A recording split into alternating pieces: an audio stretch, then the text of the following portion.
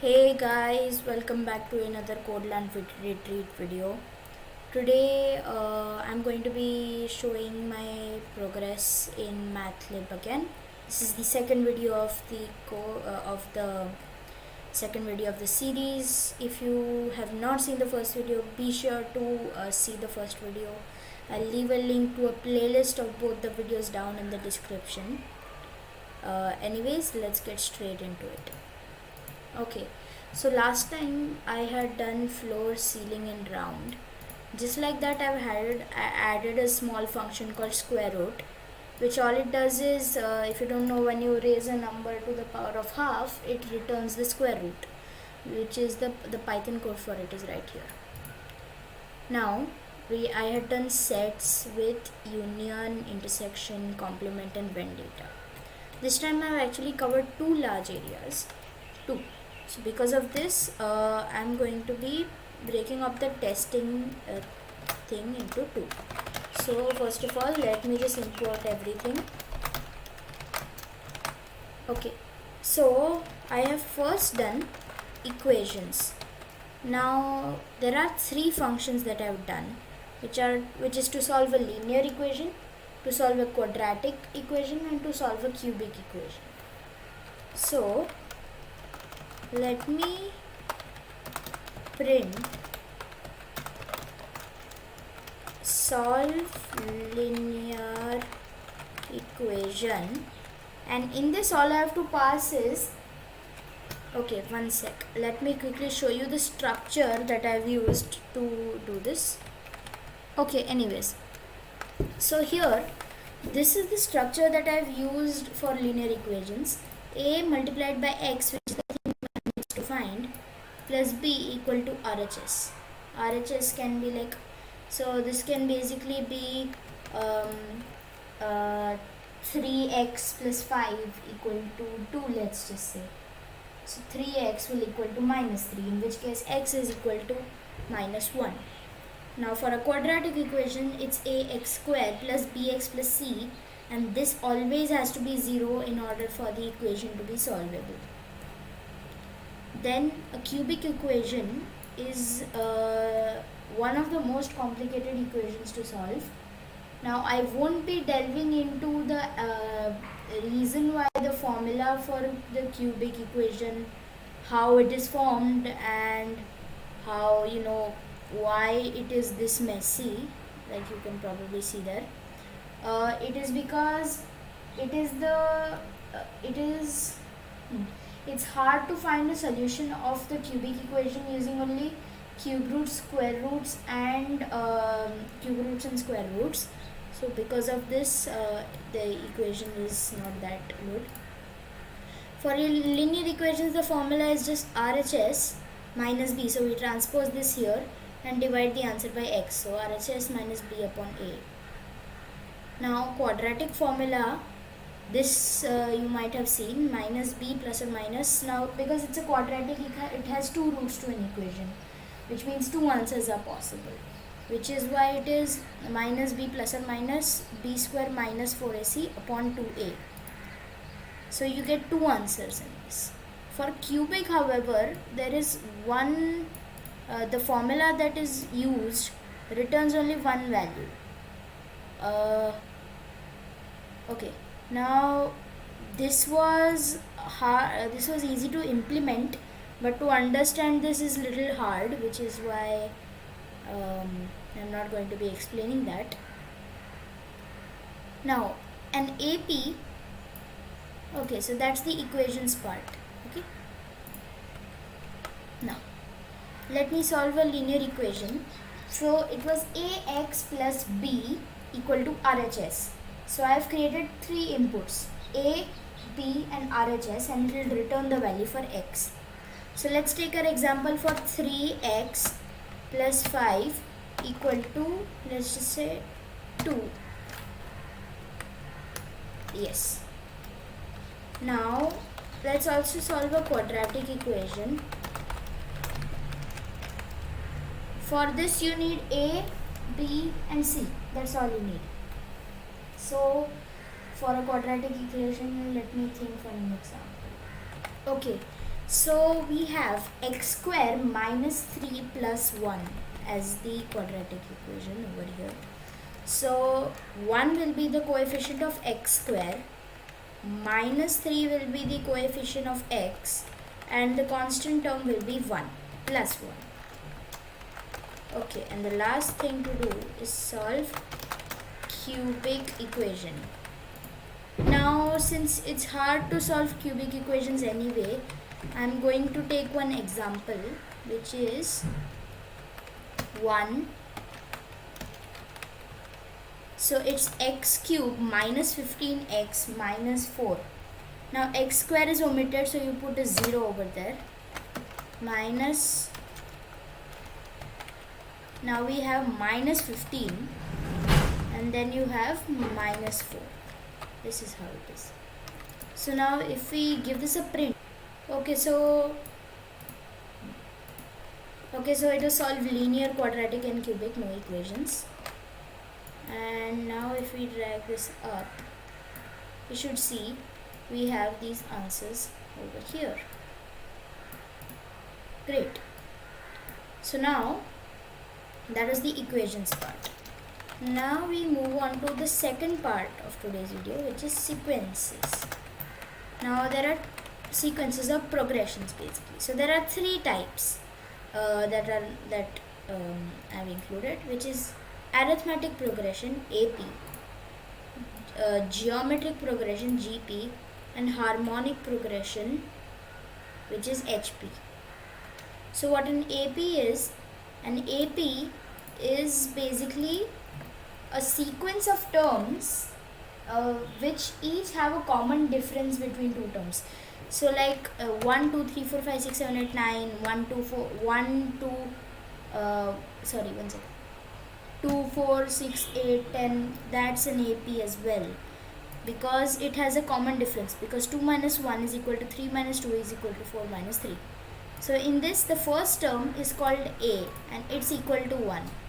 The second term is called D and it is equal to the common difference is called D and it's equal to the difference, and the number over here is the number of terms in your AP.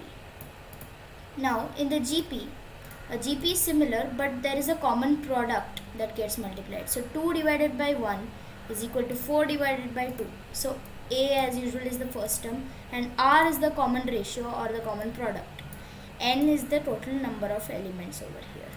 Now what an HP is actually made of terms which are an inverse of terms in an AP. So 1, 1 upon 2, 1 upon 3, 1 upon 4, 1 upon 5.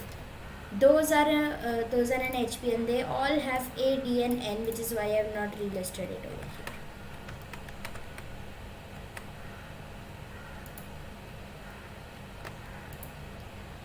Yeah, so this is AP, this is a GP, and an HP is basically 1 upon 2, 1 upon 2. Anyway, so I have three classes called AP, GP and HP. So I'm going to create some variables called AP.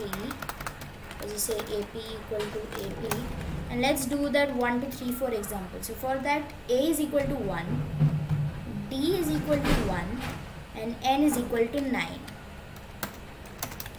If we move on to GP, we find it is 1 is the first term, 2 is the common ratio because it's 1, 2, 4, 8, 16, and the number of terms, let's just say, is 10. Now for an HP, we have an HP which is of 1. Let's say the common difference is also 1, so it will come 1, 1 upon 2, 1 upon 3, and let's say 8 terms. Now I am also going to make a variable called GPinf, which is basically when you have a geometric progression in which the common ratio is lesser than equal to 1, lesser than 1 and greater than 0, the sum of even infinite terms of that GP can be calculated using a formula, which I'll be showing you when I go over the code. So over here the we'll start with 1, we'll do 0.5 as the factor, and we'll do 50.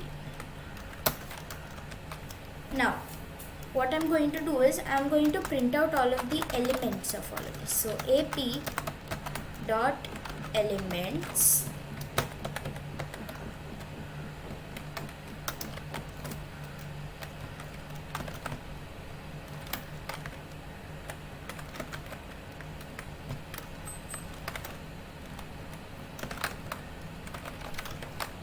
like this. This prints out all the elements.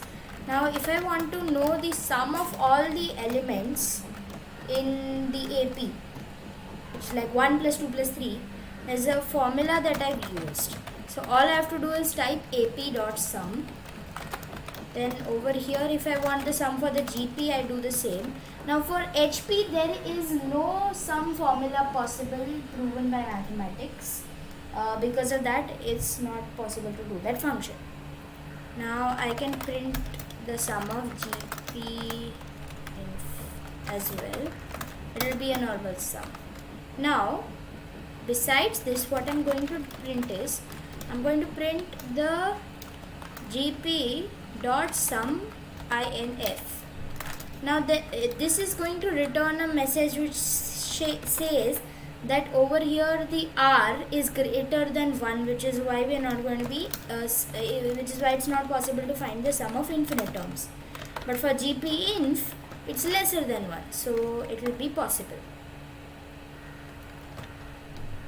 Now as you can see, these all are from above, but these are the sequences 1 2 3 4 5 6 7 8. This is 1 2 3 1 2 4 8 6 7 8 256. This has all of these terms, and this is the harmonic progression. This is the sum of the AP, sum of the GP, and this is sum of the GP infinite. Over here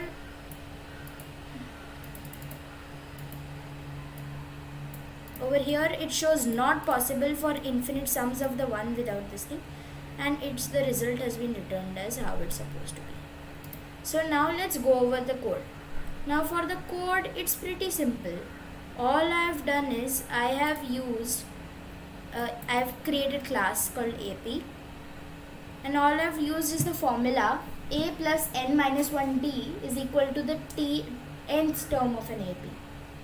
So T1 will be A plus 0D. So A will be T1. Next term you append one more D. After that you append another D. So I have done elements, which is this list dot append the current term. After I do this, after I create this loop, I have a list of the elements. Then I have A, D and N. So I use this. Now for sum, what I do is I use the sum formula for AP, which is n upon 2 multiplied by a bracket of 2A plus n minus 1D. It's the sum formula. Now AP term n is equal to AP dot elements n plus 1. It is basically AP dot elements n plus 1 is basically the nth term in the list. So that's how it works. For GP, I have done the same thing, except I have done R and I have used its own special formula. A multiplied by 1 minus R raised to n upon 1 minus R. For some infinite, I check whether it is lesser than 1 and greater than 0. If it is A upon 1 minus R. Otherwise, it's not possible. As you can see, it is printed not possible in one of these. Now GPTN is the same. Now HP is the same, but it has no summation formulas and over here as well. Okay, so that was the sequences part, how I've done the sequences. For equations, all I've done is I've taken these formulas of the sequences and I've converted them into Python code, the worst one being this one.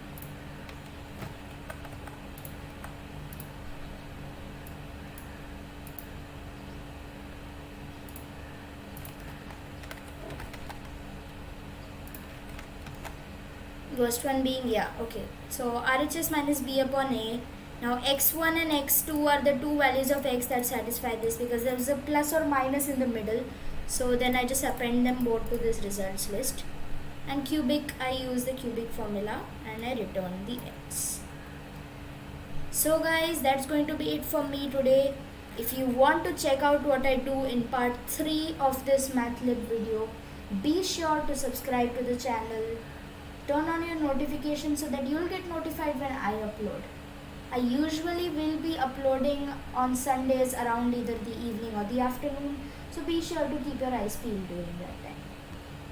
Bye guys.